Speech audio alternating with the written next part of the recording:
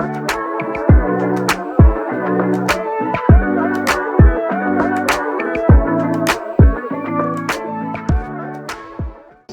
50ஆம் அதிகாரம் 7வது வசனம். கர்த்தராகிய ஆண்டவர் எனக்கு துணை செய்கிறார், ஆகையால் நான் வெட்கப்படேன், நான் வெட்கப்பட்டு போவதில்லை என்று அறிந்திருக்கிறேன். ஆதலால் என் முகத்தை கற்பாறையை போலாக்கினேன். அல்லேலூயா சொல்லுங்க பாருங்க. ஒவ்வொரு மாதத்திலையும் கர்த்தர் நம்ம எதை கொடுத்து நடத்துறாரு? பணம் கொடுத்து நடத்துறாரா? இல்ல. சர்ச்சில் எதை கொடுத்து நடத்துறாரு? ஆண்டவர் வார்த்தையை கொடுத்து நடத்துறாரு. ஆமென் சொல்லுங்க பாருங்க. ஒவ்வொரு வாரமும் ஞாயிற்றுக்கிழமை நீங்க சர்ச்சுக்கு வந்துட்டு வார்த்தை இல்லாம நீங்க திரும்பி போயிட்டீங்கன்னா அந்த நாள் வந்ததே வேஸ்ட். அல்லேலூயா சொல்லுங்க பாருங்க. ஆகவே ஒவ்வொரு வார்த்தையும் நமக்குரிய வார்த்தையாக கர்த்தர் தரார்னு விசுவாசம். ஆமென் சொல்லுங்க பாருங்க. அல்லேலூயா. இந்த மாதத்துல, இந்த டிசம்பர் மாதத்துல கூட கர்த்தர் நமக்கு இந்த வார்த்தையை சொல்ல விரும்புகிறார். என்னவென்றால் ஏசாயா 57 சொல்லப்பட்டிருக்கு பாருங்க. கர்த்தராகிய ஆண்டவர் எனக்கு துணை செய்கிறார், ஆகையால் நான் வெட்கப்படேன். அல்லேலூயா சொல்லுங்க பாருங்க. அல்லேலூயா. இயேசு என்னோடு இருப்பதா, இயேசு என்னோடு நடப்பதா, இயேசு என்னோடு வசிப்பதா, வெட்கப்பட்டு போவதில்லை, இயேசு என்னோடு இருப்பதா, இயேசு என்னோடு வசிப்பதா, இயேசு என்னோடு நடப்பதா, வெட்கப்பட்டு போவதில்லை. ஹalleluya. எத்தனை பேர் நம்புறீங்க? ஆண்டவர் வெட்கப்பட்டு போக விட மாட்டார். ஆமென் சொல்லுங்க பாருங்க. பக்கத்துல கைப்பட்டு சொல்லுங்க பாருங்க. நீங்க வெட்கப்பட்டு போக மாட்டீங்க சிஸ்டர். ஆமென் சொல்லுங்க. பரவாயில்ல, கைப்பட்டு சொல்லுங்க. நீங்க வெட்கப்பட்டு போக மாட்டீங்க பிரதர். ஆண்டவர் தலகுனியை விடவே மாட்டார். எத்தனை பேர் நம்புறீங்க? ஹalleluya. சத்தமா அல்லேலூயா சொல்லுங்க பாருங்க. ஆமென். வெட்கப்படுறதுனா என்ன? நமக்கு நேரம் இல்லை. ஒரு சில காரியத்தை மட்டும் நம்ம பேசுவோம். கர்த்தர் நம்மை ஆசீர்வதிப்பார். வெட்கப்படுறதுனா என்ன சிஸ்டர்? வெட்கப்படுறது என்பது அவமானத்தின் உச்சிக்கு போய் தலையை குனிகிறோம் பாருங்க, அதுதான் வெட்கப்படுறோம். ஆமென் சொல்லுங்க பாருங்க. ஒரு காரியத்துல அவமானத்தின் உச்சிக்கு போய் சில பேர் தலை குனிவாங்க, அதுதான் வெட்கப்படுறது. அந்த தலை குனிகிறீங்க பாருங்க, அதுக்கு பேர் தான் வெட்கப்படுறது. ஆமென் சொல்லுங்க பாருங்க. அல்லேலூயா. இன்னைக்கு எத்தனையோ பேர் நம்மை சுற்றிலும் வெட்கத்தோடு வாழ்ந்துருக்கிறாங்க. அல்லேலூயா. ஏன் நம்மள சில பேர் கூட அந்த பாதையில் இருக்கிறவர்களாக இருக்கலாம். வெட்கத்தோட அவமானத்தோட வாழ்றவங்களா நம்ம இருக்கணும். ஆமென் சொல்லுங்க. சில பிள்ளைகளால் தகப்பனுக்கும் தாயாருக்கும் வெட்கக்கீழா இருக்கும் பாருங்க. சில பிள்ளைகள் பாருங்க பாவத்தில் விழுந்து கிடப்பாங்க. எனக்கு தெரிஞ்ச ஒரு சில பாஸ்டர்ஸ் கேள்விப்பட்டிருக்க பாஸ்டர்ஸ் பார்த்தீங்கன்னா பிள்ளைகள் உலகத்தின்படி போய் வாழ்ந்து பாவத்திற்கு அடிமையா இருக்கிறப்ப அவங்களால ஊழியம் செய்ய முடியாம தலை குனிஞ்சு நடப்பாங்க. ஆமென் சொல்லுங்க பாருங்க. சில பிள்ளைகள் பாருங்க பெற்றவங்களுக்கு தலைமுடிவை கொண்டு வரவங்களா இருப்பாங்க, வெட்கப்படுத்துறவங்களா மாறிடுவாங்க. சில இடங்களை பார்த்தோம்னா பெற்றோர்களால பிள்ளைகள் தலைமுடிப்பாங்க பாருங்க. அப்பாக்களால அம்மாக்களால அவங்க செய்யற பாவ காரியத்தினால இவங்க வெளியில போனா தலை குனிஞ்சிருவாங்க, வெட்கப்படுவாங்க. ஆமென் சொல்லுங்க பாருங்க. சில கணவனால மனைவிகள் வெட்கப்படுவாங்க பாருங்க. கணவனால மனைவிகள் வெட்கப்படுவாங்க, மனைவியால கணவர்கள் வெட்கப்படுறவங்க இருக்கிறாங்க. கடன் பிரச்சனையால வெட்கப்பட்டு போனவங்க எத்தனையோ பேர் இருக்கிறாங்க. கடன் பிரச்சனை பாரம் சொன்ன டைம் கொடுக்க முடியலன்னா பேங்க்காரங்க வந்து 4 பேருக்கு முன்னாடி கேவலமா பேசுறப்ப தலை குனிஞ்சு நிற்போம். அந்த வெட்கப்பட்டதுனால நிறைய பேர் சூசைட் பண்ணி இறந்துருக்கிறாங்க. ஆமென் சொல்லுங்க பாருங்க. அல்லேலூயா. அல்லேலூயா. குழந்தை இல்லாததுனால சில பேர் வெட்கப்பட்டு போயிருக்கிறாங்க. குழந்தை இல்லைன்னா அவன் 4 ஃபங்க்ஷன் இடத்துக்கு போகிறப்ப 4 பேர் கேட்கும் பொழுது அவங்க தலை குனிவாங்க பாருங்க. அப்படி பாவம் வெட்கத்தோடு அப்படியே நிற்பாங்க. ஆமென் சொல்லுங்க பாருங்க. அதே போல திருமணம் ஆகாதவர்கள் வெட்கப்படுவாங்க. அதே போல கணவன் மனைவி பிரிந்து இருக்கிறாங்க பாருங்க, அவங்களுடைய வாழ்க்கை ரொம்ப பயங்கரமா இருக்கும். ஆமென் சொல்லுங்க பாருங்க. இப்படி பல சூழ்நிலையில நம்மளை சுற்றியும் ஜனங்க வெட்கத்தோட வாழ்ந்துட்டு இருக்கிறாங்க. சபைக்குள்ள கூட சில பேர் இந்த வெட்கமான, இந்த அவமானமான சூழ்நிலையில, இந்த வெட்கப்படுகிற ஒரு சூழ்நிலையில இருக்கலாம். ஆனா ஆவியானவர் நமக்கு என்ன சொல்லி தருகிறார் என்றால், நீங்க வெட்கப்பட்டு போக மாட்டீங்க, ஏன்னா கர்த்தர் உங்களுக்கு துணையா இருக்கிறாரு. அல்லேலூயா சொல்லுங்க பாருங்க. அல்லேலூயா. நான் பேச எத்தனை பேருக்கு புரியுது? ஆமென் சொல்லுங்க பாருங்க. அல்லேலூயா. வேதம் நமக்கு சொல்லுகிறது, கர்த்தர் நமக்கு துணையா இருப்பார்னா நாம ஒரு நாள் வெட்கப்பட்டு போகவே மாட்டோம். அல்லேலூயா. என் கூட கர்த்தர் துணையா இருந்துட்டாருன்னு வச்சுக்கிறேன், ஏன்னா அவர் வெட்கப்படுத்த விடவே மாட்டார், என் தலையை உயர்த்துவார். எத்தனை பேர் நம்புறீங்க? ஆமென் சொல்லுங்க பாருங்க. நான் எதிர்பார்க்கிற முடிவுகளை அவர் எனக்கு கொடுப்பார். அவர் எல்லாருக்கும் முன்னாடி என் தலையை உயர்த்துவார். ஏன் வெட்கம் வருது? ஃபர்ஸ்ட் ஆண்டவருடைய பிள்ளைகளுக்கு வெட்கமே வரக்கூடாதுல்ல, வெட்கப்படவே கூடாது, அவமானம் வரவே கூடாதுல்ல. ஏன் ஆண்டவருடைய பிள்ளைகளுக்கு அவமானம் வருது அப்படின்னா, நீங்க நகோமியை எடுத்து நீங்க பாப்பீங்கன்னா, நகோமிங்கிறதான ஒரு பெண், இதுக்கு ஒரு நல்ல ஒரு உதாரணமா நான் பாக்குறேன். இந்த பெண் பாருங்க, நகோமிங்கிற பெண் வந்து ஒரு மகிழ்ச்சியான ஒரு நல்ல ஒரு சந்தோஷம் நிறைஞ்ச ஒரு பெண் அவ. ஆனா அவர் திரும்பவும் எருசலேமுக்கு வருகிற பொழுது எப்படி வந்தா அப்படின்னா, துக்கத்தோட வந்தான். பைபிள் அந்த வசனத்தை நீங்க எடுத்து வாசிப்பீங்கன்னா தெரியும் பாருங்க. ரூத் அந்த வசனத்தை எடுத்து வாசிங்களேன். நீங்கள் என்னை நகோமி என்று சொல்லாமல் மாறாள் என்று சொல்லுங்கள். சர்வ வல்லவர் எனக்கு மிகுந்த கசப்பை, அவன் தலை முடிஞ்சு நிற்கிறான்.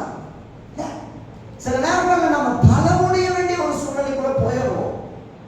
ஏன் நம்ம தலை முடிய வேண்டிய சூழ்நிலைக்குள்ள போகிறோம் அப்படின்னா, நம்ம கர்த்தரை சில நேரங்களில் விட்டுட்டு போறோம் பாருங்க.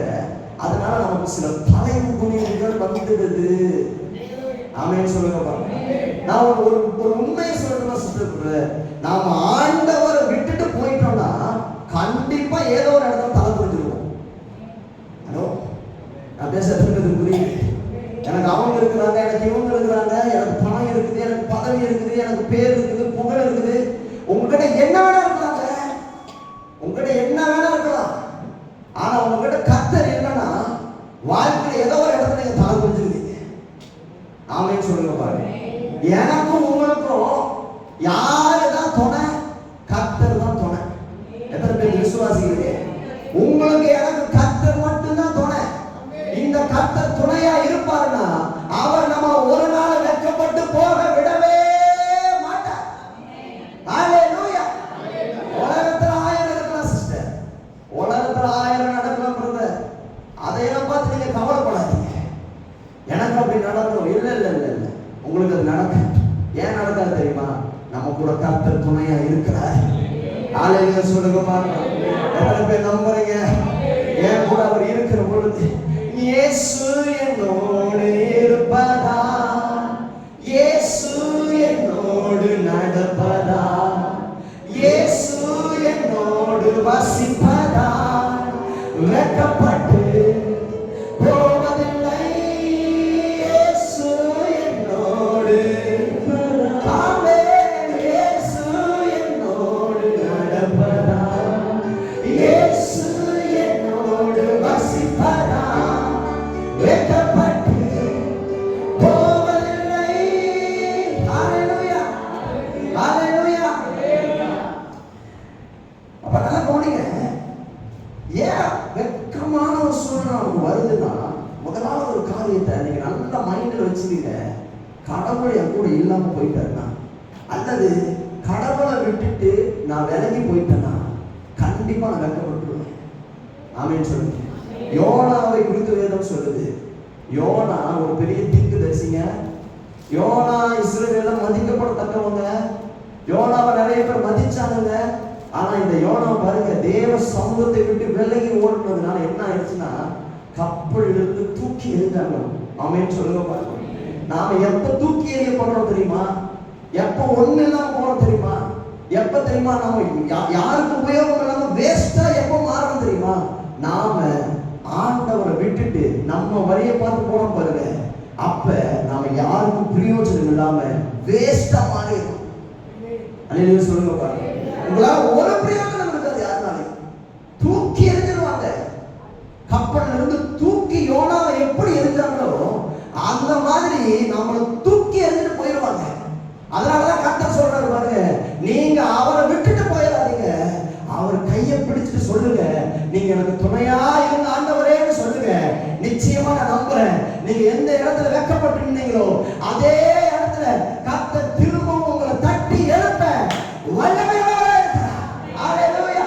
எல்லாரும் வசனம் சொல்லுங்க, இயேசு என்னோடு இருப்பதா, இயேசு என்னோடு இருப்பதா, ஆமென். இயேசு என்னோடு வசிப்பதா, வெட்கப்பட்டு போவதில்லை, வெட்கப்பட்டு போவதில்லை, ஒரு போதும் வெட்கப்பட்டு இந்த பாட்டு வரிகளை சேர்வாயா, வெட்கப்பட்டு போவதில்லை, இயேசு இருப்பதா. ஆமென்.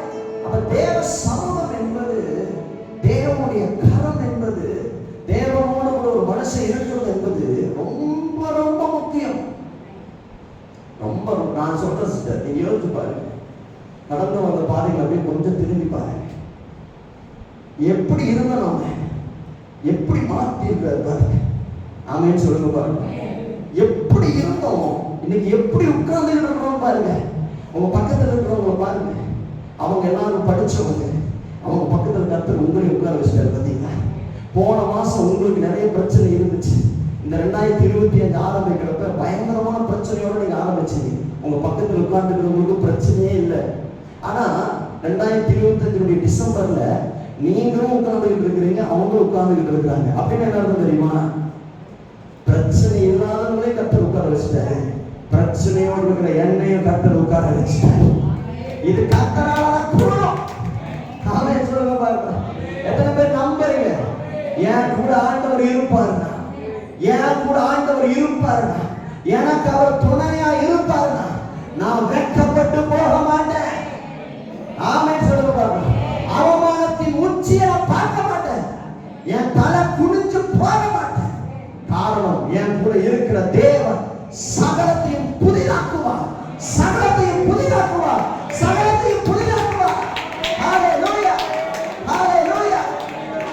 ஆமென். கர்த்தர் நல்லவர். அண்ணாவுடைய சம்பவத்தை எடுத்து நீங்க வாசிக்கிற பொழுது அண்ணாவை பாருங்க வேதனைப்படுத்துறாங்க. அவளை என்ன பண்றாங்க பாருங்க, அவமானப்படுத்துறாங்க. ஏன் அண்ணாவை அவமானப்படுத்துறாங்கன்னா, இந்த பெண்ணுக்கு குழந்தை இல்லை, கல்யாணம் ஆகி ரொம்ப நாள் ஆயிடுச்சு, ரொம்ப வருஷம் ஆயிடுச்சு. ஆனா அண்ணாவுக்கு குழந்தை இல்லை. நீங்க வேற எடுத்து வாசிக்கல, 1 சாமுவேல் 1ஆம் அதிகாரம் அதுல 2வது வசனத்திலிருந்து, அவனுக்கு 2 மனைவியர் இருந்தார்கள். ஒருத்தி பேர் அன்னாள், மற்றவர் பேர் பெரினாள். பெரினாளுக்கு பிள்ளைகள் இருந்தார்கள். அன்னாளுக்கோ பிள்ளை இல்லை. அன்னாளுக்கோ பிள்ளை இல்லை. அப்படி 6வது வசனத்தை வாசிக்கிறேன். கர்த்தர் அவள் கர்ப்பத்தை அடைத்திருந்தபடியினால் அவளுடைய சக்கரத்தை அவள் துக்கப்படும்படியாக அவளை மிகவும் விசனப்படுத்துவார். அவள் கர்த்தருடைய ஆலயத்திற்கு போகும் சமயத்தில் அவன் வருஷந்தோறும் அந்த பிரகாரமாக செய்வான். இவள் அவளை மனமடிவாக்குவாள். அப்பொழுது அவள் சாப்பிடாமல் அழுது கொண்டிருப்பாள். வெட்கப்படுத்துவாள். என்ன வெட்கப்படுத்துவாள்? வருஷம் அவன் வெட்கப்படுத்துறது. உனக்கு குழந்தை இல்லையா? உனக்கு குழந்தை இல்லையா? டேவிட்சன் ஜாய்சன் பாஸ்டர் பற்றி கேள்விப்பட்டிருப்பீங்க. அவங்க ஒரு பாட்டு பாடியிருப்பாங்கல்ல, அந்த பாட்டு வந்த விதமே வந்து பார்த்தீங்கன்னா, அவர் குழந்தை இல்லைன்னு அழுத படம் வந்துச்சு. அப்போ அவர் சொல்லுவார், அவருடைய சாட்சியில் ஒரு சாட்சி சொல்லுவார் பாருங்க. ஒரு இடத்துல போய் நிற்கிறப்ப சில மனுஷங்க வந்து அந்த இடத்துல நிற்கிறது பார்த்துட்டாருன்னா விலைக்கு ஒழிஞ்சுக்குவார் ஓடி போய். ஏன் அப்படின்னா, அவங்க வந்த உடனே முதல்ல கேட்கிற கேள்வி என்ன தெரியுமா? இன்னும் குழந்தை இல்லையா? அமே சொல்லுங்க. குழந்தை இல்லாம இருக்கிற ஒரு பெண்ணுக்கு தான் அந்த வலி தெரியும், ஒரு ஆணுக்கு தான் அந்த வலி தெரியும். ஆமே சொல்லுங்க. அந்த குடும்பத்துக்கு தான் வலி தெரியும். அப்படியே அவங்க ஒரு லுக் கொடுவாங்க பாருங்க. குழந்தை இல்லைன்னு ஒரு கேவலமான ஒரு பார்வையை பார்ப்பாங்க பாருங்க. அப்படியே நம்ம உடஞ்சிருவோம். ஹல்லேலூயா. சில நேரங்களில் நம்ம அந்த அனுபவத்துக்கு வந்திருக்கலாம். சில பேருடைய பார்வை நம்ம கொன்றும். ஆமென் சொல்லுங்க. அண்ணாலே அப்படிதான் ஒரு துக்கப்படுத்துற பாருங்க, மனம் வேதனைப்படுத்துறா, உச்சத்துக்கு போயிட்டு அவமானத்துக்கு உச்சம். அண்ணால் என்ன பண்ற பாருங்க, பேசாம சூசைட் பண்ணி செத்து போயிடலாம்னு முடிவு பண்ணாரா? சொல்லுங்க, சூசைட் பண்ணி செத்து போயிடலாம், நம்ம எதுக்கு உயிரோடு என்ன பிரயோஜனம் அப்படி சொல்லி முடிவு பண்ணாரா? கிடையாது. அவன் என்ன முடிவு பண்ற பாருங்க, தொடர்ந்து அப்படியே வாசிக்கல. அவன் புருஷனாகிய எல்கானா அவள் கர்த்தருடைய ஆலயத்துக்கு போகும் சமயத்தில் அவன் வருஷந்தோறும், அது வாசிங்க, எட்டாவது வசனத்தை வாசிங்க. அவள் புருஷனாகிய எல்கானா அவளை பார்த்து, அண்ணாலே ஏன் அழுகிறாய், ஏன் சாப்பிடாமல் இருக்கிறாய், ஏன் சஞ்சலப்படுகிறாய், 10 குமாரரை பார்க்கணும், நான் உனக்கு அதிகமானவா என்றான். சீயோவிலே அவர்கள் புசித்து குடித்த பின்பு அண்ணால் எழுந்திருந்து ஆசாரியனாகிய ஏரி கர்த்தருடைய ஆலயத்தின் வாசல் நிலையங்களிலே ஒரு ஆசனத்தின் மேல் உட்கார்ந்திருந்தான். அவள் போய் மனம் கசந்து மிகவும் அழுது கர்த்தரை நோக்கி விண்ணப்பம் பண்ணி. ஹல்லேலூயா சொல்லுங்க பாருங்க. அண்ணாளுக்கு இவ்வளவு பெரிய அவமானம் வந்துச்சுல, அவ விட்டுட்டு போயிட்டாளா? அவ செத்து போலாம் முடிவு எடுத்தாளா? சொல்லுங்க, என்ன பண்ணா? என்ன பண்ணா? ஜெபம் பண்ணா. ஆமென் சொல்லுங்க பாருங்க. ஜெபம் பண்ணா. எப்படி ஜெபம் பண்ணா? இப்படி உட்கார்ந்து ஜெபம் பண்ணல, அப்படி கீழே மரங்கள் போட்டு கண்ணீரை ஊற்றி ஏனிக்கிட்ட அவ சொல்றான், என் இருதயத்தை ஊற்றி. அந்த வசனத்தை வாசிங்க. அப்படியே ஆண்டவரே, நான் என்ன ஸ்திரீனா மனக்லேசம் உள்ள, அப்படின்னா ரொம்ப துக்கத்தோட இருக்கிற ஒரு அவமானத்தோட இருக்கிற ஒரு பெண் நானு. நான் ஸ்திரீ, நான் திராட்சரசமாகிலும் மதுவாகிலும் குடிக்கவில்லை, நான் கர்த்தருடைய சந்நிதியில். ஹல்லேலூயா சொல்லுங்க, ஹல்லேலூயா. நான் கர்த்தருடைய சந்நிதியில் என் இருதயத்தை ஊற்றிவிட்டேன்.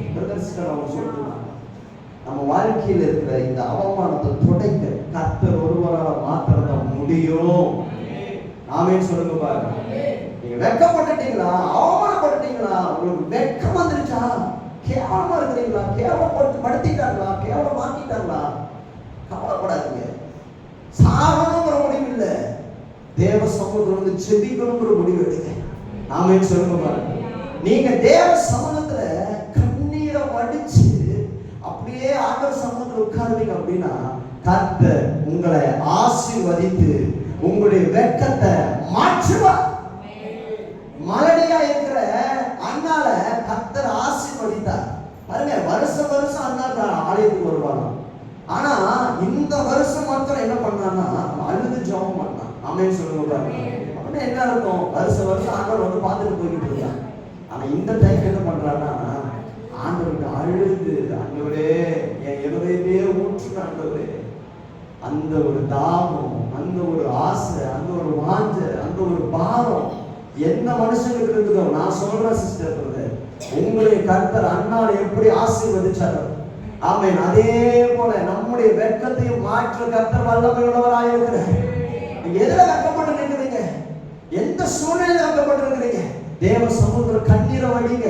யார் யார்கிட்டயே போய் அழறீங்கல்ல, யார் யார்கிட்டயே அழறீங்கள, உங்க அம்மா கிட்ட அழறீங்கள, உங்க அப்பா கிட்ட போய் அழறீங்கள, உங்க ஃப்ரெண்ட்ஸ் கிட்ட போய் அழறீங்கள, சில பாஸ்டர் கிட்ட கூட வந்து அழறீங்கள.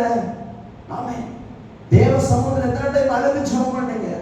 ஆண்டவர் சொல்றாரு பாருங்க, தேவ சமூகத்துல அழுகுங்க, உங்களுடைய வெட்கத்தை கர்த்தர் மாற்றுவாருங்க. அண்ணாள் கடைசி அழுது அதுதான். அதுக்கப்புறம் அண்ணாள் அழுத பைபிள் சொல்லுதா? சொல்லவே இல்லை. காரணம் என்ன தெரியுமா? ஒரு டைம் அண்ணாள் அழுதுட்டா அடுத்த டைம் கர்த்தர் ஒரு பெரிய அற்புதத்தை செய்வார். சொல்லுங்க, நான் அழுதா அவர் எனக்கான கிரியை செய்வார். நான் அழுதா அவர் விடுதலையை தருவார். நான் அழுதா எனக்கான ஒரு பெரிய காரியத்தை தேவன் செய்ய வல்லமை உள்ளவராய் இருக்கிறார். ஹல்லேலூயா, ஹல்லேலூயா. எத்தனை பேர் விசுவாசிக்கிறீங்க? சொல்லுங்க. அவமானம் அடைவதில்லை அப்பா, நான் உமது பிள்ளை. ஆமென் அப்பா, உமது பிள்ளை. ஒரு நாளும் அவமானம் அடைவதில்லை.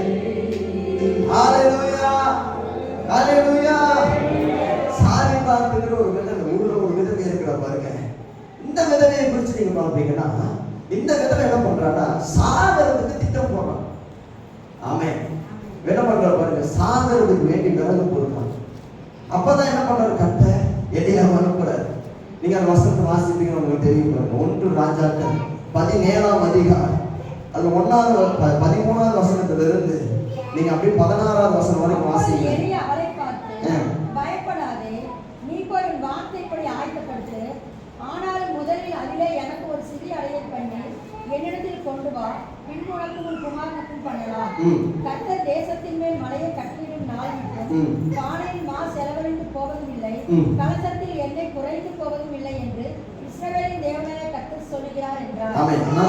அடுத்த வசனம், அவள் போய் எலியாவின் சொற்படியே செய்தாள்.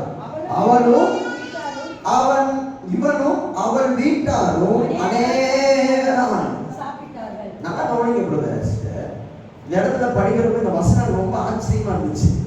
இந்த பைபிள் ஒரு வசனம் சொல்லுது பாருங்க, அவள் போய் எலியாவின் சொற்படி செய்தா, ஆண்டவர் ஆசீர்வதிச்சதுக்கு அப்புறம் பாருங்க யார் யாரெல்லாம் சாப்பிட்றா, அவ சாப்பிட்றா சரி. ரெண்டாவது பாருங்க எலியா சாப்பிட்றாரு, அதுவும் சரி. மூணாவது ஒரு கேரக்டர் வராங்க பாருங்க, யாரு, அவள் வீட்டார். இந்த கேரக்டர் இதுக்கு முந்தின வசனத்துல பாருங்க, யோசிச்சு பாருங்களேன். இவங்க வீட்டார் சாப்பிடுறாங்கல்ல, இந்த வீட்டார் ஒருவேளை சாரிபாத் விதவைக்கு உதவி செஞ்சிருந்தா சாகர நிலைமைக்கு போயிருப்பாங்க. யோசிச்சு பாருங்க. இந்த வீட்டார் இவ சாப்பிடுறப்ப சேர்ந்து சாப்பிடுறாங்கல்ல, இவ கஷ்டப்படுறப்ப கொஞ்சம் தட்டி கொடுத்து இல்ல நாங்க இருக்கிறோம்னு சொல்லியிருந்தா அவன் சாகருக்கு போயிருப்பாங்க. சாகருக்கு போயிருக்க மாட்டான். அவன் சொல்லுவான். ஏன் அவன் சாகருக்கு போனான்னா அவன் சூழ்நிலை அப்படி, உதவி செய்யறதுக்கு யாருமே கிடையாதுங்க, ஒண்ணுமே இல்லாத சூழ்நிலை. செத்தாதான் அவனுக்கு ஒரு விடுதலை கிடைக்குங்கிற ஒரு எண்ணத்துக்கே வந்துட்டான். ஒரு கணவன் இல்லாம ஒரு பெண்ணுடைய நிலைமை பயங்கரமா இருக்கும். ஆமென் சொல்லுவாங்க. நம்ம தமிழ்நாட்டில் நம்முடைய இந்தியாவில் கணவன் இல்லைன்னா ஜனங்க பார்க்கறதே ஒரு மாதிரி பார்ப்பாங்க. ஆமென். ஒரு நல்ல விஷயத்துக்கெல்லாம் நீங்க போறப்ப உங்க கணவர் இல்லைன்னா பின்னாடி போயிருந்தீங்க. இந்த மாங்கல்ய பாக்கியம் என்னமோ சொல்லுவாங்க, மாங்கல்ய பாக்கியம் என்னமோ சொல்லுவாங்க. அப்ப பாருங்க, ஒரு ஒரு பெண் கணவன் இல்லாம இருக்கிறது அவங்களுக்கு அவமானமா இருக்கு. அந்த காலத்துல பாருங்க எப்படி இருந்திருக்குன்னு. எத்தனையோ பேர் அவளை அவமானப்படுத்திருப்பாங்க, வெக்கப்படுத்திருப்பாங்க. இன்னும் சொல்ல போனா இந்த வீட்டாரெல்லாம் இருக்கிறாங்க, சுத்திலும் சொந்தக்காரங்க இருக்கிறாங்க பாருங்க, வீட்டார் இருக்கிறாங்க. ஆனா ஒருத்த கூட உதவி செய்யறது பாருங்க. அல்லேலூயா. இத சாரத்துக்கு முடிவு பண்றா. இப்போ வீட்டார யாரும் சொந்த பந்தம், அண்ணன் தம்பி எல்லாருமே இருந்தும் கூட ஒரு பெண் சாப்பிடணும்னு முடிவு பண்றான்னா என்ன அர்த்தம்? இத்தனை பேர் இருந்தும் அவன் தனியா இருக்கிறான்னு அர்த்தம். ஆமென் சொல்லுங்க பாருங்க. இந்த பெண்ணை எல்லாரும் கைவிட்டாலும் தட்டை கைவிட்டாரா? தட்டை கைவிட்டாராங்க, விடல. எலியாவை ராஜா கிட்ட அனுப்பல, கத்த சாரிபாத் இருக்கிற விதவை கிட்ட அனுப்பினார். ஆமென் சொல்லுங்க பாருங்க. அப்படின்னு என்ன தெரியுமா? அவர் என் மேல் அக்கறை உள்ள தேவன். சொல்லுங்க பாருங்க. நான் இருதயத்துல வேதனை பண்றப்ப அவர் அடிவா. என்னை எல்லாரும் வெட்கப்படுத்தினாலும், வீட்டார் எல்லாரும் என்னை தள்ளி விட்டாலும், என் சூழ்நிலையை பார்த்து யாரையும் கூட பேசாம போனாலும் பரவாயில்ல, கர்த்தர் என்னை அறிந்திருக்கிறார். எத்தனை பேர் நம்புறீங்க? இந்த இடத்துல இருக்கிற சில பேர் உங்களுக்கு கர்த்தர் இதை பேச விரும்புறாரு. உங்களை ஒருவேளை உங்க வீட்டுல இருந்து வெளியில போன துரத்தி விட்டு இருக்கலாம். சில பேர் உங்களை பார்க்காத மாதிரி போயிருக்கலாம். சில பேர் நீ வேஸ்ட் வேஸ்ட் வேஸ்ட் வேஸ்ட்னு உங்களை தள்ளி விட்டு இருக்கலாம். ஒண்ணு புரிஞ்சுக்கங்க, உங்க கையால சாப்பிட வைப்பாரு கர்த்தர் அவங்களை. ஆமென் சொல்லுங்க பாருங்க. அவங்க சாப்பிடுறது கூட, அவங்க கண்ணை போடுறது கூட நீங்க சாப்பாடு போடுவீங்க, அவங்க சாப்பிடுவாங்க. அந்த அளவுக்கு தேவன் நம்முடைய தலையை உயர்த்தி வைத்து ஆசீர்வதிக்க வல்லவராய் இருக்கிறார். ஹalleluya. அக்கறையுள்ள தெய்வம் நீதானே, என் மேல் அக்கறையுள்ள தெய்வம் நீதானே. ஆமென். அக்கறையுள்ள தெய்வம் நீதானே. நல்ல கையை தட்டி சொல்லலாம். என் மேல் அக்கறையுள்ள தெய்வம்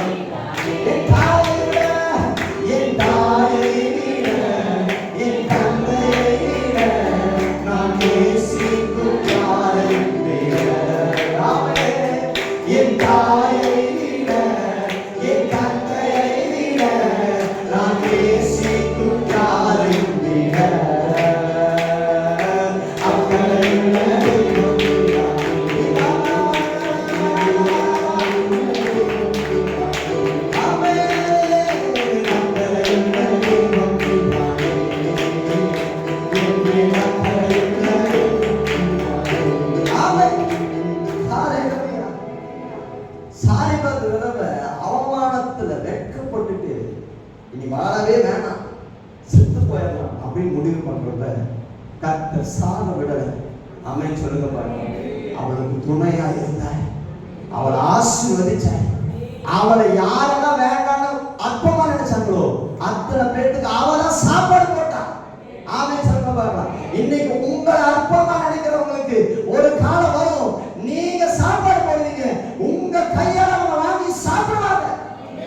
அந்த அளவுக்கு தேவன் உங்களை ஆசீர்வதிப்பார், அந்த அளவுக்கு தேவன் எல்லாத்தையும் மாற்றுவார், எல்லாத்தையும் மாற்றுவார். சிஸ்டர், எத்தனை பேர் நம்புறீங்க? அவர் என்னுடைய தேவன். ஹalleluya. அப்ப ஒரு விஷயம் என்னன்னா, கர்த்தர் நம்ம கூட துணையா இருப்பார் என்றார், கர்த்தர் நம்ம கூட துணையா இருப்பார் என்றார் நாம் வெட்கப்பட்டு போகவே மாட்டோம். ஹalleluya. சொல்றீங்களா? எத்தனை பேர் சொல்றீங்க? நீங்க என்ன சூழ்நிலையில வந்திருக்கீங்க சிஸ்டர்? பலவீனத்தோட வந்திருக்கீங்களா? வியாதி நிமித்தமா வந்திருக்கீங்களா? கண்ணீரோட வந்திருக்கீங்களா? என் வீட்டுக்காரர் சரியில்லை பாஸ்டர் சொல்லி வந்திருக்கிறீங்களா? என் வீட்டுக்கார அம்மா சரியில்லைன்னு வந்திருக்கிறீங்களா? என் குடும்பம் சரியில்லைன்னு வந்திருக்கிறீங்களா? எனக்கு எதிர்காலம் நல்லா இல்லைன்னு வந்திருக்கிறீங்களா? எல்லாமே லாஸ் ஆகி வந்திருக்கிறீங்களா? எல்லாமே போய் வந்திருக்கிறீங்களா? ஒன்னு சொல்லணுமா, உங்க என்ன சூழ்நிலை இருந்தாலும் பரவாயில்ல, அதை எல்லாத்தையும் விட்டுட்டு இன்னைக்கு தேவ சமூகத்தில் இந்த வார்த்தையை சொல்லுங்க. எனக்கு துணையாய் நீங்க இருப்பீங்கன்னா நான் வெட்கப்பட்டு போக மாட்டேன் ஆண்டவரே. எனக்கு துணையாய் நீங்க இருப்பீங்கன்னா நான் வெட்கப்பட்டு போக மாட்டேன் ஆண்டவரே. எந்த மனுஷங்க வேண்டாம் வேண்டாம் வேண்டாம் தள்ளாங்களோ அதே மனுஷங்களுக்கு முன்னாடி நீங்க என்ன உயர்த்துவீங்க. யோசேப்பை அவனுடைய சகோதரர்கள் அத்தனை பேர் தூக்கி குப்பையில போற மாதிரி குழியில போட்டாங்க. தேவையில்லை, நீ எனக்கு எதுக்கு வேஸ்ட். ஆனா நாள் வந்துச்சு பாருங்க, யோசேப்புடைய கையால தான் அத்தனை பேர் சாப்பிட்டாங்க. ஆமென் சொல்லுங்க பாருங்க. அதுதான் நம்முடைய கருத்து. இன்னைக்கு உங்களுடைய அறியாமையும், ஒருவேளை உங்களுக்கு ஞான குறைவா இருக்கலாம், ஒருவேளை உங்களுக்கு நல்ல எதிர்காலம் இல்லாம இருக்கலாம். கர்த்தர் சொல்றாரு, இல்ல இல்ல, இங்க இருக்கிற யாரோ சில பேரோட கர்த்தர் பேச விரும்புறாரு. நீங்க என்ன சூழ்நிலையில வந்திருந்தாலும் சிஸ்டர், இன்னைக்கு கர்த்தர் சொல்ல விரும்புறது என்னன்னா, நீங்க தேவ சமூகத்துல அவர் கையை கட்டியா பிடிச்சிட்டு சொல்லுங்க, எனக்கு நீங்க துணையா இருப்பீங்க அப்படின்னா இந்த வெட்கத்திலிருந்து நான் வெளியில வர முடியும் ஆண்டவரே, இந்த அவமானத்திலிருந்து நான் வெளியில வர முடியும் ஆண்டவரே, இந்த அசிங்கத்திலிருந்து நான் வெளியில வர முடியும் ஆண்டவரே. திரும்ப என்னை ஆசீர்வதிங்க, நீங்க எனக்கு போதும் ஆண்டவரே. எத்தனை பேர் சொல்றீங்க? அக்கறையுள்ள தெய்வம் நீதானே, என் அக்கறையுள்ள தெய்வம் நீதானே. ஆமென். அக்கறையுள்ள தெய்வம் நீதானே.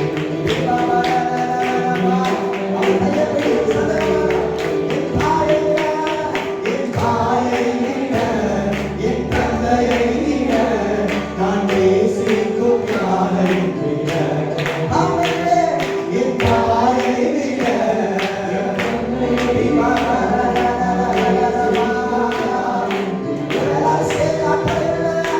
அக்கறையுள்ள தெய்வம் நீதானே, என் அக்கறையுள்ள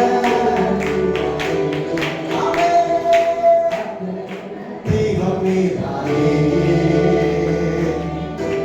ஹalleluya, ஹalleluya. நல்லா கவனிங்க, கர்த்தர் இப்ப நமக்கு துணை செய்யறதுக்கு ரெடியா இருக்கிறார். ஆமென். ஆனா என்ன பிரச்சனை அப்படின்னா, இதை மட்டும் நம்ம பார்ப்போம். ஆண்டவர் எனக்கு துணை செய்யறதுக்கு கரெக்டா ரெடியா இருக்கிறார். என்ன இந்த சேற்றிலிருந்து தூக்கி எடுக்கிறதுக்கு ஆண்டவர் தயாரா இருக்கிறார். ஆனா ஆவியானவர் இன்னைக்கு நம்ம கிட்ட என்ன சொல்றாருன்னா, நாம அவருக்கு இடம் கொடுக்கிற பொழுதுதான் அவர் நமக்கு துணை செய்ய முடியும். அல்லேலூயா சொல்லுங்க பாருங்க. உங்களுக்கு நீங்க கர்த்தருக்கு கொடுக்க வேண்டிய இடத்தை எப்ப கொடுக்குறீங்களோ அப்ப கர்த்தரும் உங்களுக்காக துணை செய்ய இறங்கி வர. அல்லேலூயா சொல்லுங்க பாருங்க.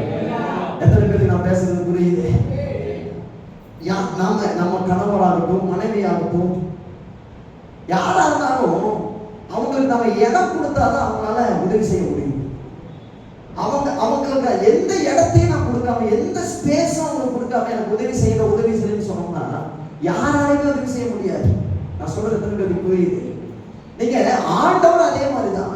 ஆண்டவர் என்ன சொல்லி தர்றாரு, நான் இங்க பாருப்பா, நான் உனக்கு உதவி செய்யறேன், ஆனா நீ எனக்குரிய இடத்தை கொடு. நீ என்ன எந்த இடத்துல வச்சிருக்கிற, மனுஷங்களை எந்த இடத்துல வச்சிருக்கிற, நான் எந்த இடத்துல இருக்கிறேன், நான் எந்த இடத்துல இருக்கணுமோ அந்த இடத்துக்கு நான் எப்போ வரணும், அப்பதான் நான் உனக்கு துணையா உதவியும் செய்ய முடியும். நான் அந்த இடத்துக்கு நான் வரணும்னா நீ என்னை அந்த இடத்துக்கு கொண்டு வந்து வைக்கணும். அல்லேலூயா சொல்லுங்க. நீங்க காணாமல் கல்யாணத்தை குறித்து வேதத்துல பார்க்கிற பொழுது இந்த யோவான் 2ஆம் அதிகாரத்தை எடுத்து வாசிக்கிறேன். அதுல ஒரு அழகான வசனம் பாருங்க. 1வது வசனத்தை அப்படியே தொடர்ந்து வாசிங்க. 3ஆம் நாளிலே கலிலேயா என்னும் கானா ஊரிலே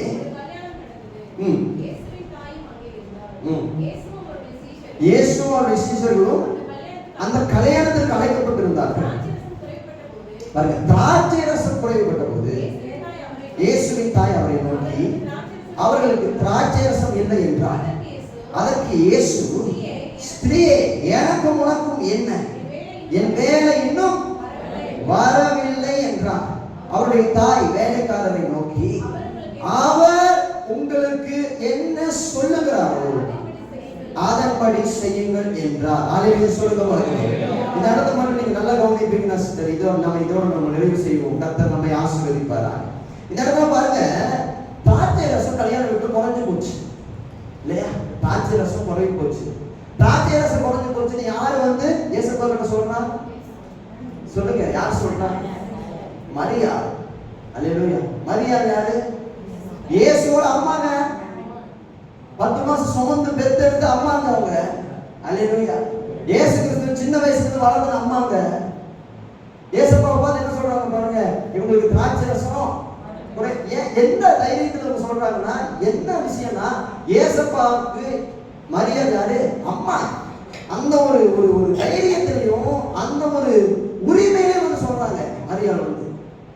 உடனே இயேசு என்ன பதில் சொல்றாரு பாருங்க, ஸ்திரீ, எனக்கும் உனக்கும் என்ன? என் வேலை இன்னும். இப்படி சொன்ன உடனே மரியாதை என்ன பண்றாங்க பாருங்க. உடனே அவங்க என்ன பண்றாங்கன்னா, கீழ்படிச்சு வேலைக்காரங்களை பார்த்து அவர் என்ன சொல்றாரோ அதை கூட செய்யுங்க. அப்படின்னா என்ன அர்த்தம் தெரியுமா சிஸ்டர்? ஒருவேளை இந்த இடத்துல வந்து மரியாதை மட்டும் இப்படி சொல்லியிருந்தா எப்படி இருக்குன்னு யோசிச்சு பாருங்களேன். இயேசு வந்து சொல்றாரு, ஸ்திரீயை உனக்கும் எனக்கும் என்னன்னு சொன்ன உடனே மரியாதை வந்து எவ்வளவு தைரியம் இருந்தா இப்படி சொல்லுவீங்க இயேசுவே? நான் உங்க அம்மா, நான் இல்லாம நீங்க எவ்வளவு பெருசா வளர்ந்துருப்பீங்களா?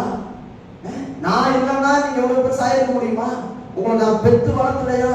நான் பேச உரிமை இல்லையா? எப்படி நீங்க எப்படி பேசுறீங்கன்னு சண்டை போட்டுருந்தா அந்த இடத்துல அற்புதம் நடந்திருக்குமா? ஆமென் சொல்லுங்க பாருங்க. நடந்திருக்கு, நடந்திருக்கு. ஆனா இப்ப மரியாதை பார்த்து அம்மா தான், அம்மாவே இருந்தாலும் அந்த அம்மா என்ன பண்றாங்க அப்படின்னா, இயேசுப்பாவுக்கு எதிர்த்து பேசல. அவங்க என்ன பண்றாங்கன்னா, இயேசுப்பா சொன்ன உடனே வழி விடுறாங்க. ஆமென் சொல்லுங்க பாருங்க. இடம் கொடுக்குறாங்க. இன்னைக்கு ஆண்டவர் இதைதான் நம்ம எதிர்பார்க்கிறார். அல்லேலூயா சொல்லுங்க பாருங்க. அவர் ஒண்ணு சொல்றப்ப நாம இன்னொன்னு சொல்லக்கூடாது. அவர் ஒண்ணு சொல்றாரா, நாம உடனே என்ன பண்ணணும், அதுக்கு கீழ்ப்படிந்து அக்செப்ட் பண்ணி நம்ம என்ன பண்ணணும்னா, நீங்க பண்ணுங்க ஆண்டவரேன்னு விலகிறோம் பாருங்க. அப்ப கர்த்தர் அந்த இடத்துல வந்து ஒரு பெரிய அற்புதத்தை செய்யறாரு. இன்னைக்கு நிறைய பேர் இருக்கிறாங்க பாத்துருக்க சிஸ்டர். என்னன்னா, ஜெபம்ங்கிறதே அவங்க பிரச்சனைய அவங்க சொல்றதுல ஜெபம். ஆமென் சொல்லுங்க பாருங்க. ஆண்டவர் சொல்றாரு பல நேரத்துல, எப்பா நீ உங்க பிரச்சனை சொல்லிக்கிட்டே இருக்கிற, நான் ஒண்ணு சொன்னா இந்த காதல கூட கேட்கவே மாட்டேங்கிறேன். ஆனா இன்னைக்கும் என்ன சொல்லிட்டு இருக்கிறேன்னா, இயேசுப்பா அற்புதம் பண்ண மாட்டேங்கிறாரு, இயேசுப்பா அற்புதம் பண்ணிக்கிற மாட்டேங்கிறாரு புலம்புற. நீ என்னைக்குதான் எனக்கு இடம் கொடுத்துருக்க உனக்கு அற்புதம் பண்றதுக்கு? நானே நீ என்னைக்காச்சும் ஏன் சத்தத்தை நீ கேட்டையா? ஆண்டவர் என்ன சொல்றாருன்னா, உங்க திட்டத்தை எல்லாம் கொண்டு வந்து தேவன் கிட்ட காட்டாதீங்க. அல்லேலூயா.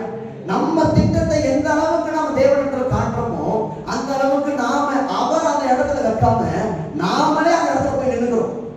ஆண்டவர் என்ன சொல்றாருன்னா, ஜெபம் பண்றப்ப உங்க சித்தம் நிறைவேறட்டும் ஆண்டவரேன்னு யார் சொல்றாங்களோ அப்ப அவர் அந்த இடத்துக்குள்ள வராரு. அவர் அந்த இடத்துக்குள்ள வந்துட்டாருன்னா சாதாரண தண்ணி திராட்சை ரசமாய் மாறுது. அவருக்கு அந்த இடத்தை நான் கொடுக்கணும். அவருக்காக நான் அவர்கிட்ட போய் சண்டை போடக்கூடாது. இது ஏன் வாழ்க்கை ஆண்டவரே, நான் விரும்புறத நடக்கணும் ஆண்டவரே, நான் என்ன யோசிச்சு வச்சிருக்கேன்னா அதை நீங்க பண்ணணும் ஆண்டவரே, நான் வந்து அதெல்லாம் ஒத்துக்க மாட்டேன் ஆண்டவரே. ஆண்டவர் சரிப்பா நீ பண்றது பண்ண அப்படின்னு நினைக்குவார். லாஸ்ட்ல நமக்கு தான் அவமானம். ஆமென் சொல்லுங்க பாருங்க. லாஸ்ட்ல நாம தான் நிம்மதி இல்லாம கஷ்டத்தின் மத்தியில நாம தான் வாழணும். அப்ப வந்து ஏசப்பா ஏசப்பான்னு சொன்னாலும் ஏசப்பா என்ன பண்ண முடியும்? ஆமென் சொல்லுங்க பாருங்க. அல்லேலூயா. அப்ப நான் இன்னைக்கு என்ன சொல்றேன்னா சிஸ்டர், கர்த்தருக்குரிய இடத்தை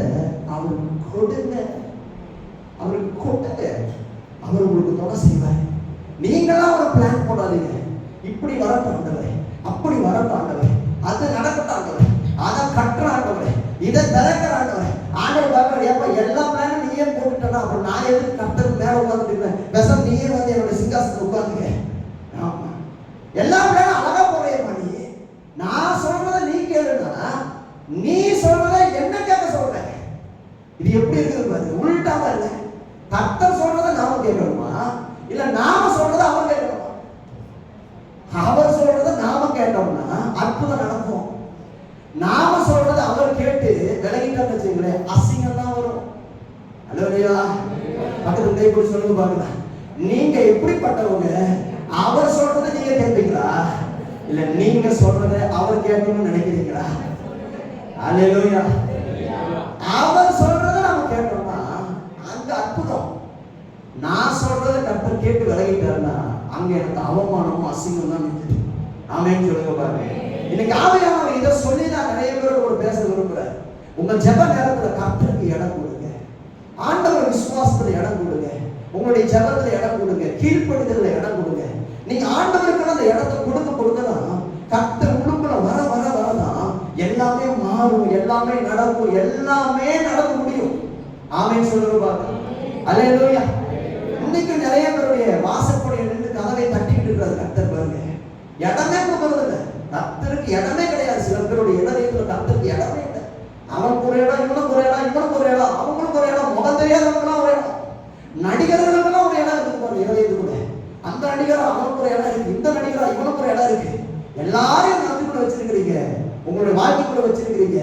கர்த்தருக்கு என்ன இடத்துல கொடுத்து வச்சிருக்கிறீங்க? ஆமென் சொல்லுங்க பாருங்க. பரவாயில்ல, உண்மையான இயேசுவா பிறந்தப்ப ஒரு ஒரு மாட்டு இதுலயாச்சும் ஒரு இடம் கிடைச்சிச்சு பாருங்க, கொட்டாயிலையாச்சும் ஒரு இடம் கிடைச்சிச்சு. நம்மளா இருந்தோம்னா அதையும் குடிக்கி இருப்போம், அது எனக்கு வேணும் போய் அப்படின்ட்டு நம்ம யோசிப்பை தோட்டி விட்டுருப்போம். அந்த நிலைமையில தான் இருக்கு பாருங்க. இயேசுவாவுக்கு இடமே கிடையாது. ஆண்டவர் எங்க பிறக்க இங்கே ஒண்ணுமே இல்லை. அதனாலதான் ஆண்டவர் சொல்றாரு பாருங்க, அந்த சபைக்கு எழுதுறப்ப, நவோதிக்கேய சபைக்கு எழுதுறப்ப, ஏதோ வாசற்படி நின்று கதவை தட்டுகிறேன், வெளியில நிற்க வச்சுட்டு நீ உள்ளுக்குள்ள என்னமோ பண்ணிட்டு இருக்க, இயேசுவா வெளியில நிற்க வச்சுட்டு. ஹலோ, நான் பேச எத்தனை புரியுது? புரியுதா உங்களுக்கு? எல்லாத்துக்கும் இடம் கொடுக்குறீங்க, ஒரு நாள் எல்லாமே உங்களுக்கு எதிராக மாறிடும். ஆனா இவருக்கு இடம் கொடுங்க. இவர் உங்க வாழ்க்கை வந்துட்டாருன்னா சகலம் புதுசாயிடும். அல்லேலூயா. இவர் வந்துட்டாருன்னா சாதாரண தண்ணியோட டேஸ்ட் என்ன தெரியுமா உங்களுக்கு? தண்ணிக்கு டேஸ்டே கிடையாதுங்க. தெரியுமா உங்களுக்கு? தண்ணிக்கு டேஸ்டே கிடையாது. தண்ணியை ஃபில்டர் பண்ணி பாருங்க, சப்புன்னு இருக்கும். இத டேஸ்டே இல்லாத, ருசியே இல்லாத தண்ணிய கர்த்தர் என்ன மாத்திட்டாரா? திராட்சை ரசமா மாத்தினார். ஆமென் சொல்லுங்க பாருங்க. அதுவும் சாதாரண திராட்சை ரசம் இல்ல, ருசியுள்ள திராட்சை ரசமா மாத்தினார்.